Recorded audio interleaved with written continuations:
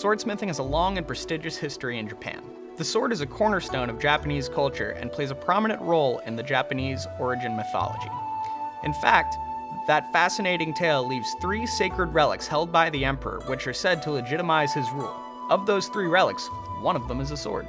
The earliest discussion of a curved, single-edged blade created by a Japanese craftsman comes from about 700 AD. It is said that a swordsmith by the name of Amakuni and his son Amakura saw the emperor's army returning to town defeated and with broken weapons.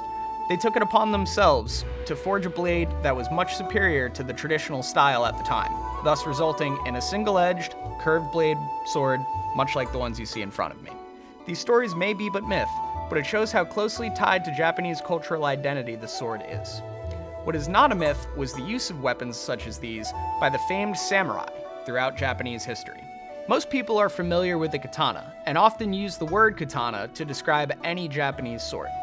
And yes, katanas are Japanese swords, but not every Japanese sword is a katana. Japanese swords vary in length, and the katana exists somewhere in the middle. Smaller than a katana would be a wakizashi, such as the ones at the front of the table. The wakizashi on your right is stored in what is known as shirasaya fittings, which were used for storage, to protect the blade from the elements when it was not in a more formal fitting, such as the one you would see on your left. Longer than the wakizashi would be the aforementioned katana, which I have directly in front of me here. And longer than a katana would be an odachi length blade, such as this one right here, which is also fitted in shirasaya fittings. Would not want to have to carry that around all day.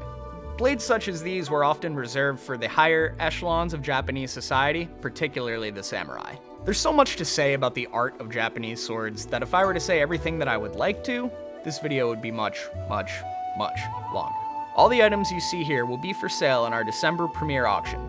Be sure to check out the catalogs for a much longer and more in-depth description on every blade, and be sure to get your bids in.